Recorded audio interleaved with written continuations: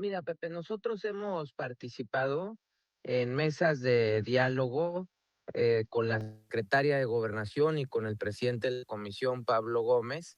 Hemos hecho planteamientos muy concretos, propuestas para incentivar la participación de los jóvenes, que los jóvenes desde los 16 años puedan votar, que se pueda tener un sistema abierto de elección con la participación, con que sea el voto de la participación pura como existe en otros países del mundo.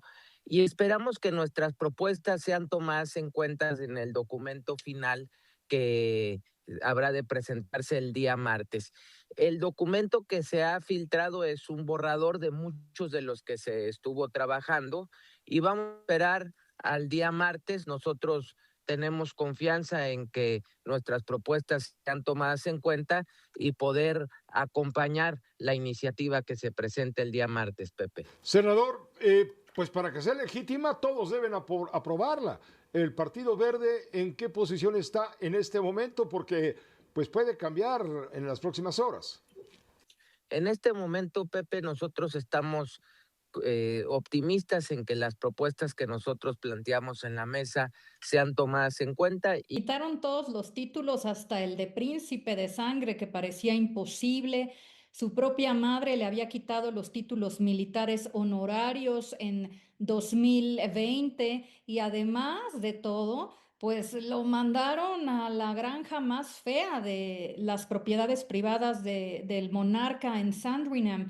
Pero esto no ha sido suficiente porque la policía del Valle del Támesis, de Thames Valley Police, pues lo estaba investigando y hoy justo a las 8 de la mañana lo arrestaron para interrogarlo. En Reino Unido esto no es común, no te arrestan nada más para cuestionarte. Debe de haber evidencia muy sólida para poder hacerlo. Además, catearon sus dos casas, la anterior, Royal Lodge, que tuvo durante 30 años, y la nueva, en la que tiene 15 días, Wood Farm, para encontrar más evidencias, más búsquedas, etcétera.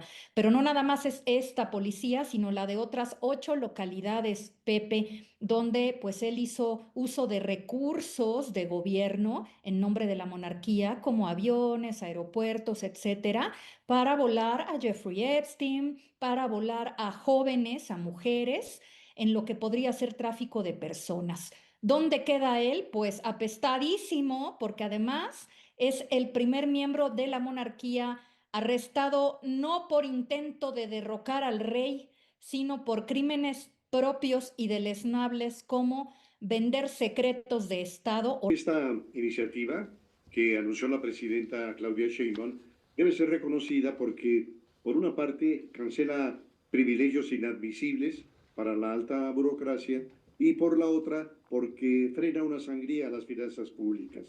Pero la mala noticia es que, como anunció la consejera jurídica de la presidencia, esta iniciativa no toca los derechos laborales derivados de contratos colectivos. Y me parece que es importante señalar cuál es el contexto en el que se inscribe esta iniciativa. Los sistemas pensionarios que establecieron muchos gobiernos, incluido el mexicano, alcanzaron su límite hacia finales del siglo pasado. Los recursos necesarios para pagar las pensiones amenazaron con quebrar a las finanzas públicas. En el caso mexicano, los estudios actuariales que sustentaron el sistema pensionario se basaron en una realidad que con el transcurso de los años sufrió modificaciones esenciales. ¿Cuáles fueron los principales supuestos de aquel entonces? En primer lugar, Pepe, una economía que crecía vigorosamente, llegamos a tener crecimientos del 7% anual, 2 veces la tasa de crecimiento poblacional, que entonces era alta, del 3%. En segundo lugar, crecía el empleo. El mundo laboral era una especie de pirámide en cuya base había millones de trabajadores que cotizaban y mientras en la cúspide había unos pocos que iban alcanzando la edad límite para jubilarse. En tercer lugar, el promedio de vida de los mexicanos rondaba los 65 años. Lo que Es negativo, Pepe. Aunque hay algunos elementos positivos, el balance es de un retroceso democrático. Déjame darte tres temas de por qué esto sería algo malo para México. El primero es porque hacen que las juntas locales y distritales del INE, el INE tiene 332 oficinas en todo el país que son quienes organizan las elecciones, funcionan de manera permanente y están integradas por personal de carrera, gente que lleva 30 años y que avanza con base en mérito, exámenes y experiencia. Todo eso sería desaparecido, serían temporales esas oficinas y eso significa que se desaparece esta fuerza humana que es el corazón del profesionalismo, la efectividad y sobre todo la imparcialidad. Cuando tú eres una persona que lleva trabajando en un lugar 30 años y que avanzas con base en el mérito, no con base en lo que te apoyan los partidos o con base en tus conexiones, la gente hace bien su chamba.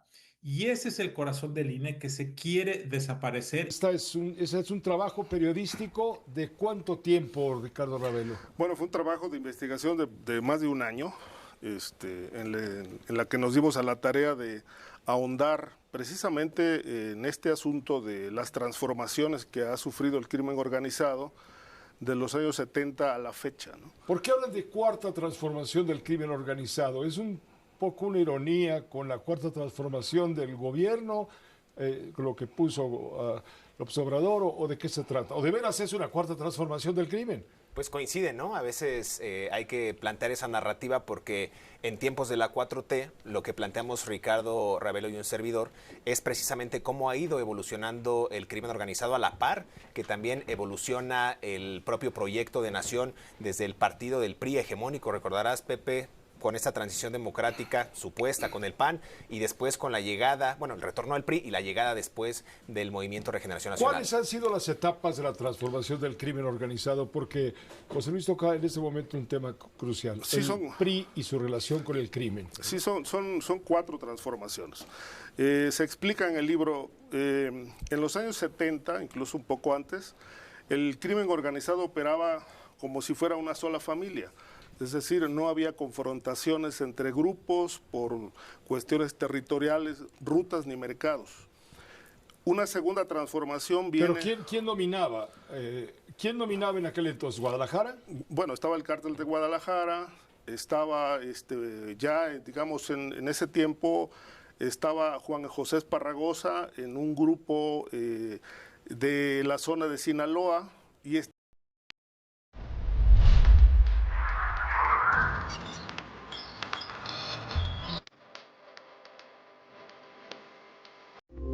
Esta fue una producción de Grupo Fórmula. Encuentra más contenido como este en radioformula.mx.